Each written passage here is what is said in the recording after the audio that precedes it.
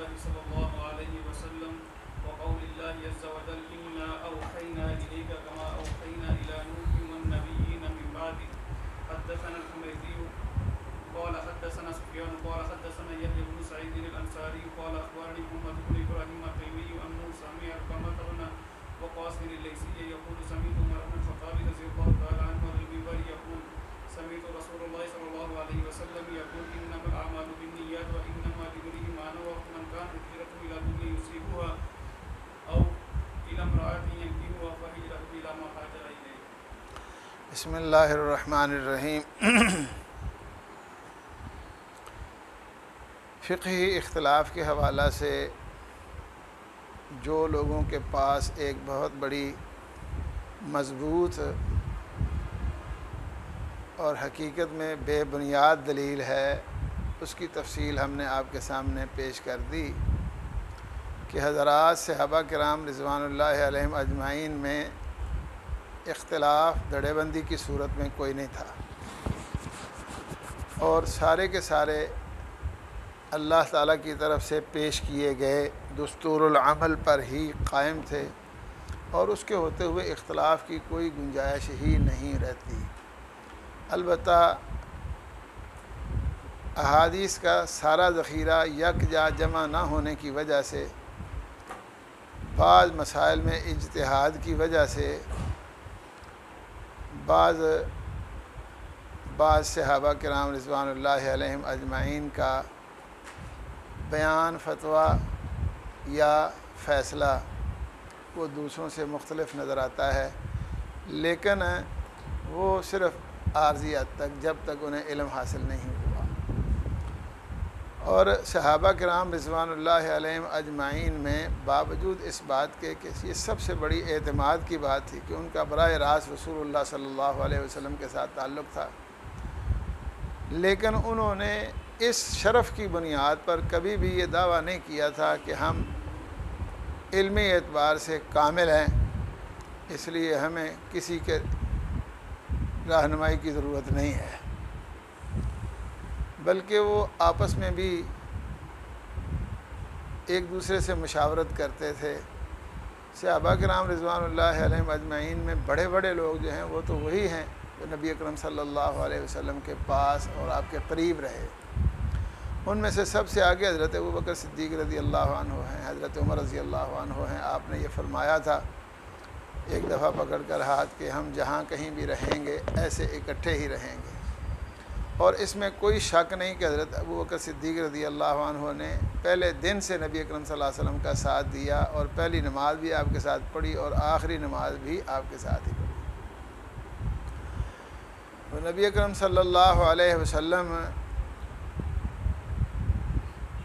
اتفاق ایسا ہوا ہے، کبھی کہیں مثال نہیں ملتی پہلے انبیاء میں کہ پیغمبر جو ہے وہ نماز پڑھا رہا ہو اور مقتدی اور اس کا امتی اس کے ساتھ کھڑا ہو کر نماز پڑھے جبکہ سارے لوگ پیچھے ہوں. کوئی مثال نہیں ملتی. آج کل لوگ کہتے ہیں جی آخری نماز نبی صلی اللہ علیہ وسلم کی کیسی تھی، کہتے ہیں جیسی تھی آپ پڑھ لیں اس طرح. تو بہرحال مطلب میرا یہ ہے کہ اتنے قریب ہونے کے باوجود بہت سے مسائل ایسے آتے تھے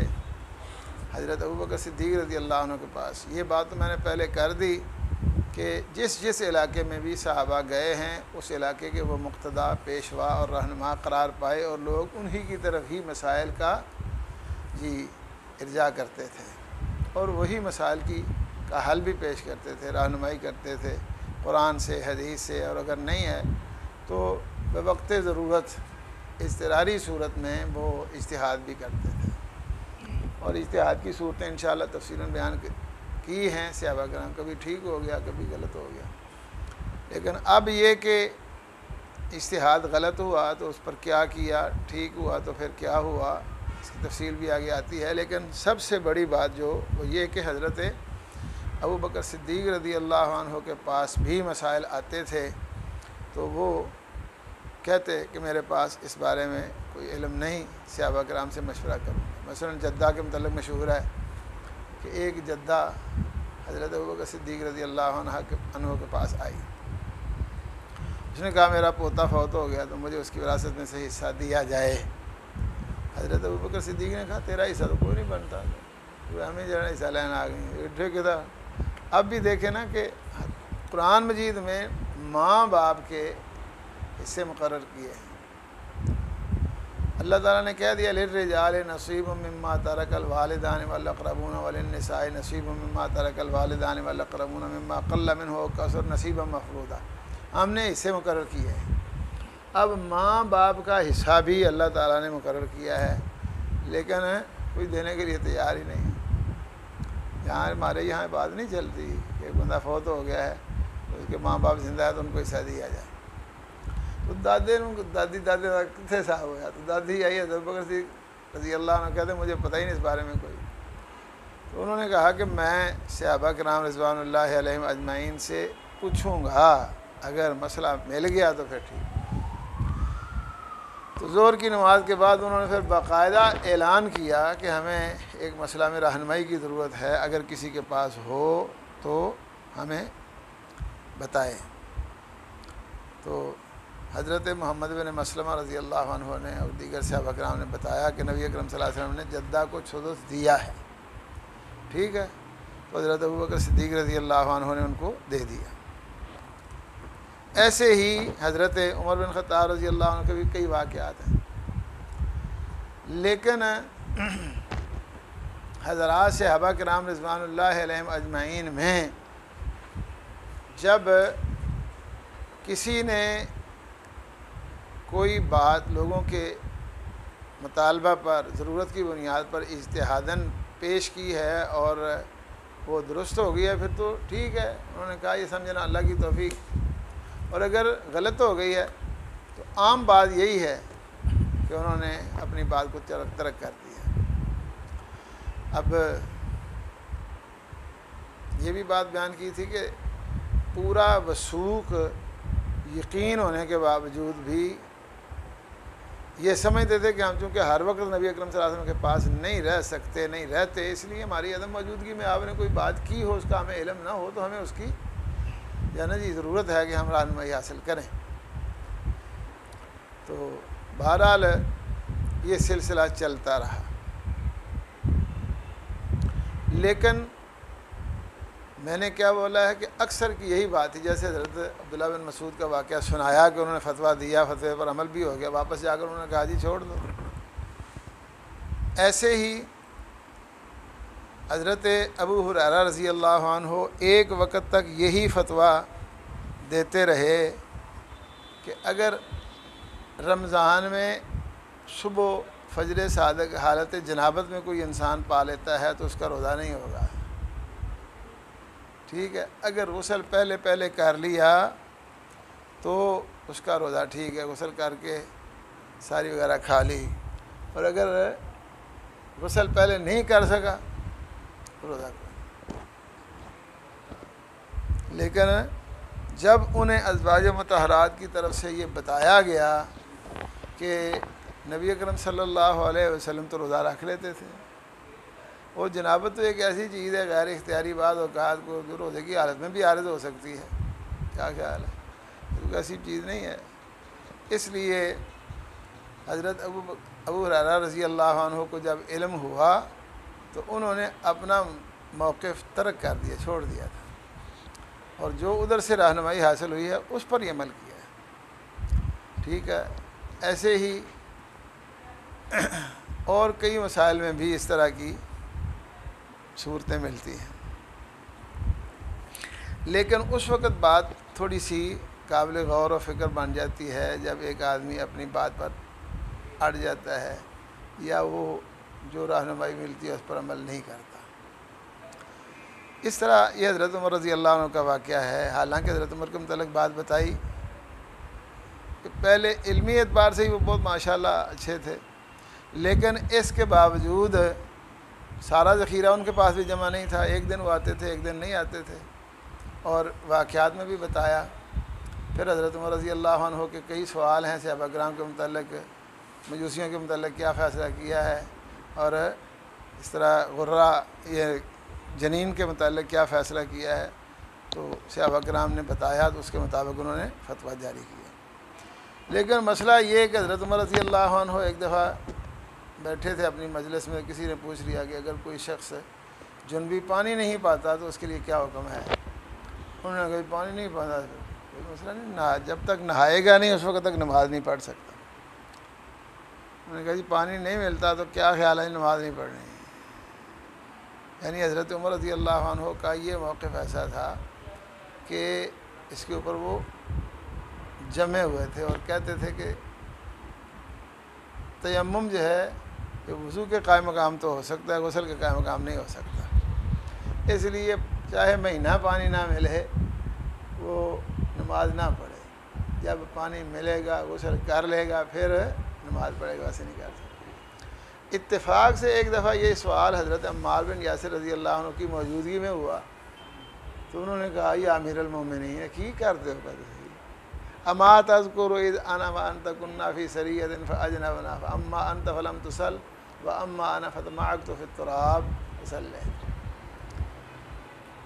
کہ میں اور آپ دونوں ایک سفر میں تھے اور دونوں ہی شکار ہو گئے جنابت،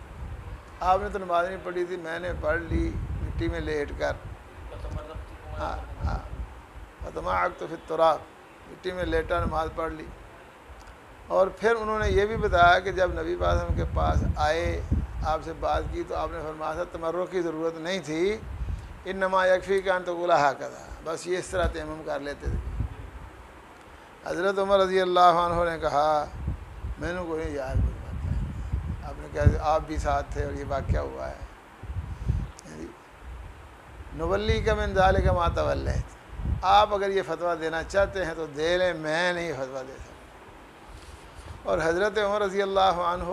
اسی کے اوپر رہے، اور حضرت عبداللہ بن مسعود رضی اللہ عنہ صحابہ کرام میں سے ان کے مؤید بھی تھے، لیکن اور کسی صحابی نے یہ فتویٰ نہیں کیا۔ اور حضرت عمر رضی اللہ عنہ کے اپنے خیال کے مطابق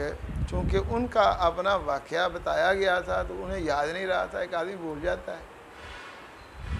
تو اس بنیاد پر حضرت عمر نے اس کو قبول نہیں کیا کہ میرا واقعہ ہے نہیں، نام میرا لینے کہتے ہوا جی۔ حالانکہ حضرت عمر کا واقعہ آپ کو پہلے سنا دیا کہ کہتے ہیں کہ جب سے خلافت سنبھالی ہے رگیں نرم ہو گئے، پتہ ہی نہیں چلتا جناب کا کیا خیال ہے۔ تو بہرحال حضرت عمر رضی اللہ عنہ تو اس پر مطمئن نہیں ہوئے اور انہوں نے اپنا بیان اپنا فتویٰ نہیں چھوڑا، لیکن حضرت عمر رضی اللہ عنہ اور عبداللہ بن مسعود کے ایک دوسرے کے تائید میں ہونے کے باوجود فقہاء میں سے کسی نے بھی اس کو قبول نہیں کیا۔ اسی لیے اللہ اکبر کہ ان تنازعتم فی شیء فردوہ الی اللہ والرسول، کسی بھی شخصیت کی یہ حیثیت نہیں ہے کہ اس کی بات کو عرف آخر کہیں، چاہے حضرت ابوبکر ہوں چاہے حضرت عمر ہوں، ٹھیک ہے۔ تو صحابہ کرام میں سے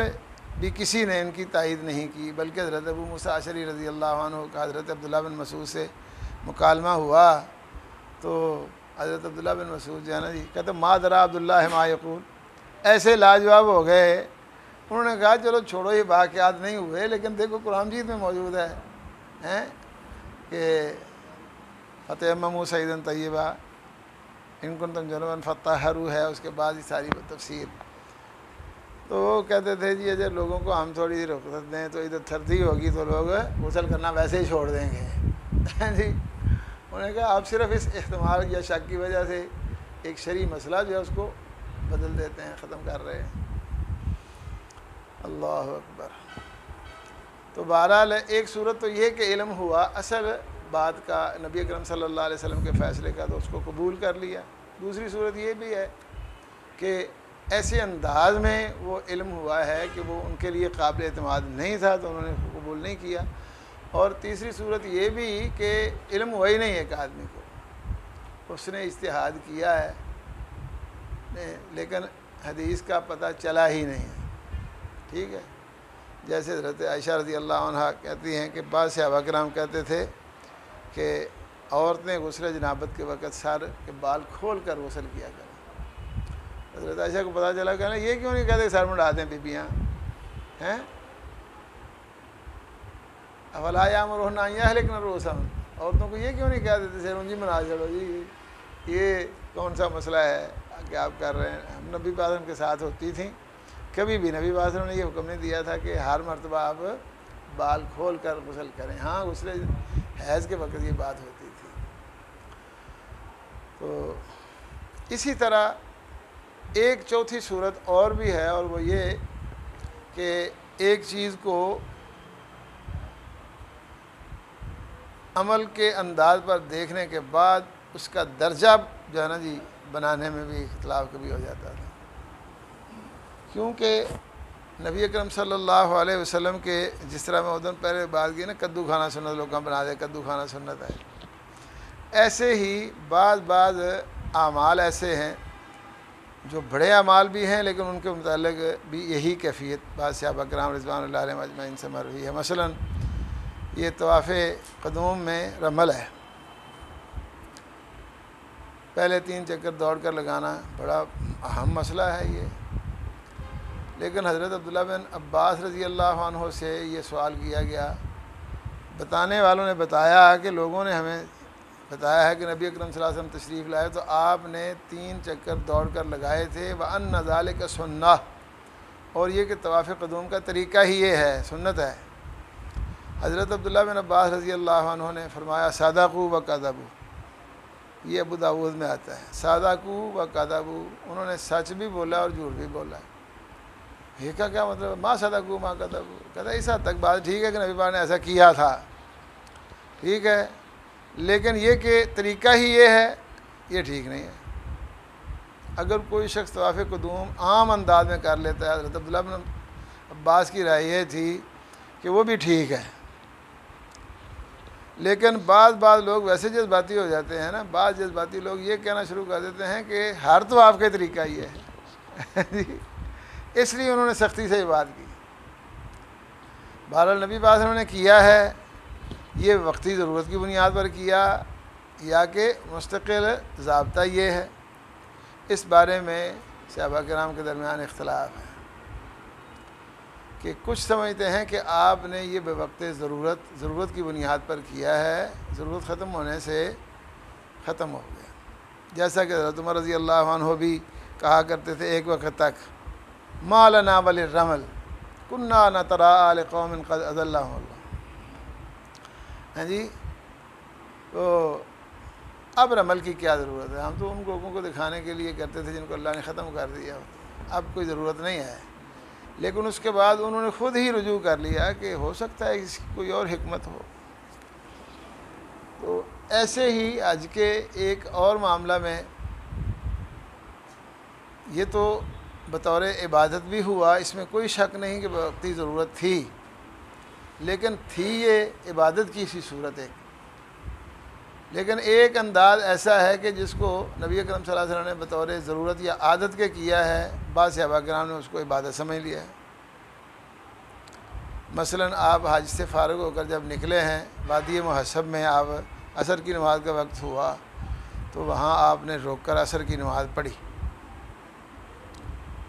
تو بعض لوگوں کا یہ خیال ہے کہ وادی محسب میں جانا بھی اسی طرح امور حج میں سے ایک عمل ہے، جس طرح دوسرے مقامات پر مینا میں، عرفات میں، مزدلفہ میں جانے کی کیفیت ہے، ایسے ہی یہ بھی ہے۔ تو جب کہ حضرت عائشہ رضی اللہ عنہ کہتی ہیں کہ یہ رستہ سب سے بہتر تھا، اس لیے ادھر سے نکلے۔ اب ایک آدمی نے مشرق کی طرف جانا ہے، اس کے لیے وہ آسان ہے، ہم نے ادھر جانا تھا اس لیے ہمارے لیے یہ رستہ آسان تھا، ہم نے اس کو آسان رستہ ہونے کی وجہ سے نبی پاک نے یہ رستہ اختیار کیا،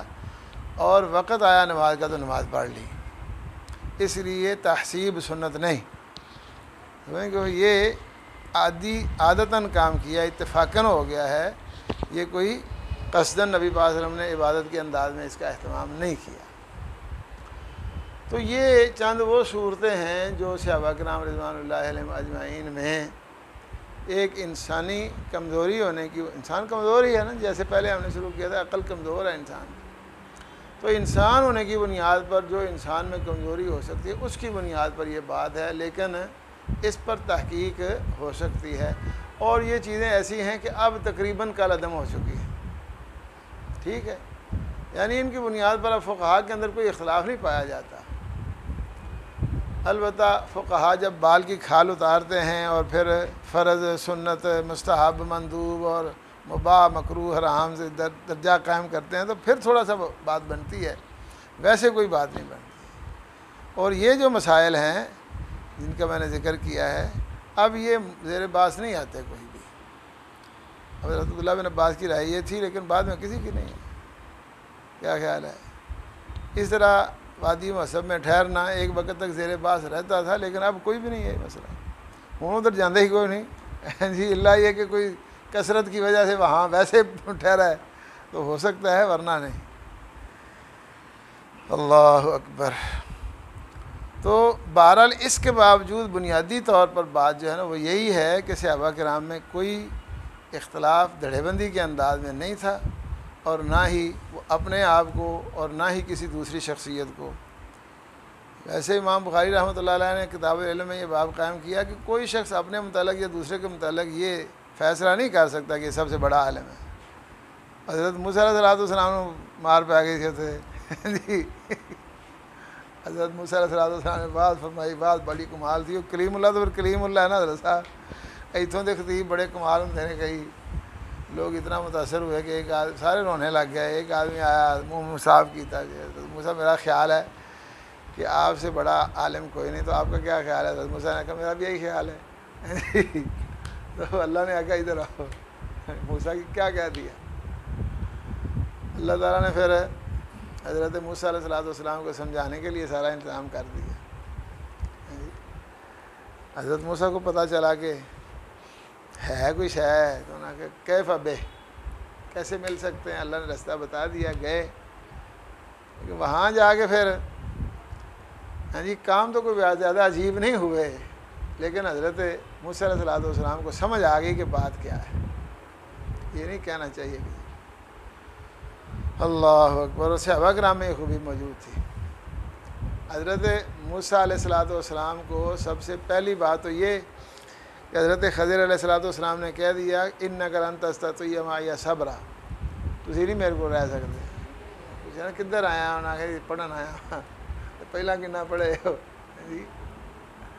اس کالج داخلہ کنوں ملتا ہے؟ پہلا کوئی پڑھیا ہوئے تو پھر انہوں نے کام تو سادہ ہی ہے۔ انہوں نے کہا پھر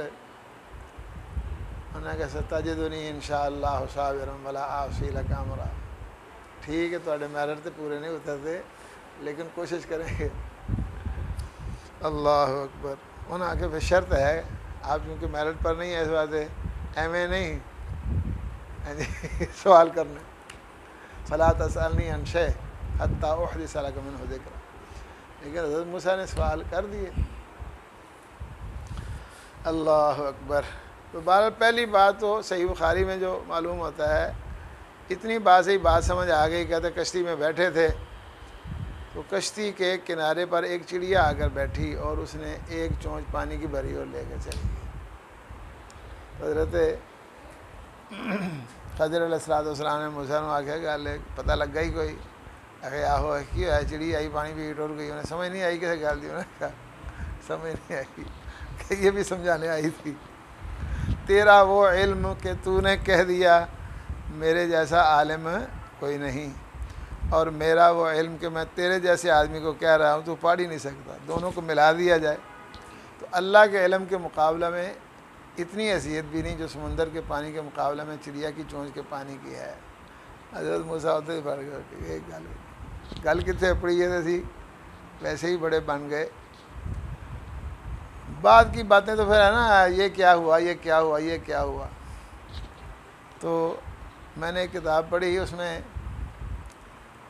یہ ادھر قصص العرب کتاب پڑھی ہے یہ سامنے، کہ حضرت خضر علیہ السلام نے حضرت موسیٰ کو کہا موسیٰ تو گلاں کیتیاں میں دس دیتیاں تک جی بعد وضاحت کر دیتی، لیکن ویسے دیکھا جائے تو نے تو اس سے بڑے کام کیے تھے، میں نے تو صرف پھٹا توڑا، تو ساری بنی اسرائیل کو غرق کر چھڑے، تیرے ویندیاں سارے غرق ہوئے ہیں، اغرقنا آل فرعون، تیرے دیکھ مان تم تنظرون، تمہارے دیکھتے دیکھتے سب کچھ ہوا کہ ساری بنی اسرائیل غرق ہو گئی، ڈوب گئی، جی اتنے پھٹا توڑن تو تینوں بڑا ترس آیا تو ساری ڈب گئی، کوئی ترس ہی نہیں آیا جی۔ تو میں نے تو چلو کسی وجہ سے قتل کیا ہے بچے کو، تو بندہ ماریا، موقع مار کے تو بندہ مار چھڑیا، اسی تو دیہڑی بھی نہیں لائی، تو 10 سال لگا رہا جی۔ اللہ اکبر۔ تو حضرت موسیٰ علیہ السلام کو سمجھ آ گئی بات کی۔ بہرحال مطلب یہ ہے کہ یہ چیز آج کل ہمارے اندر دیکھیں نا تو نایاب سی نظر آتی ہے، ساری اپنے آپ میں بڑا علماء سمجھتے ہیں، اور کوئی کسی تو گھٹ جانا جی سمجھنے واسطے تیار ہی نہیں، جبکہ ادھر یہ بات نہیں تھی۔ حضرت عمر رضی اللہ عنہ کو نبی پاک نے کہا بچا ہوا دودھ پلایا ہے، علم سکھایا ہے، اور بڑا اعتراف بھی تھا، لیکن اس کے باوجود وہ کہتے ہیں کہ نہیں۔ اللہ اکبر۔ اور حضرت عمر رضی اللہ عنہ کی حضرت شاہ ولی اللہ رحمہ اللہ نے جو امتیازی خوبی بیان کی ہے وہ یہ کان یشاور غالبا، ایک تو ان کے مشیر تھے قرآن کے علماء ہیں جی، اصحاب شورا عمر رضی اللہ عنہ قرآن مجید کے قراء تھے، وہ عمر کی کوئی بات نہیں، چاہے شبان تھے چاہے کہول تھے، جو قرآن کے ماہر ہیں وہ ہیں۔ حضرت ابوبکر حضرت عبداللہ بن عباس کو بنایا، پہلے دن بتایا تھا۔ تو اس کے ساتھ ساتھ وہ کان یشاور، حضرت علی رضی اللہ عنہ کے متعلق حضرت شاہ صاحب نے بیان کیا ہے کان لا یشاور الا قلیلا، حضرت علی رضی اللہ عنہ کسی سے کوئی مشورہ نہیں کرتے تھے، اس لیے لم یاخذ منہ الا اہل تلک الناحیہ، کوفے کے چند لوگوں نے ان سے علم حاصل کیا ہے، باقی کسی نے بھی۔ لیکن حضرت عمر رضی اللہ عنہ کے فتاویٰ اور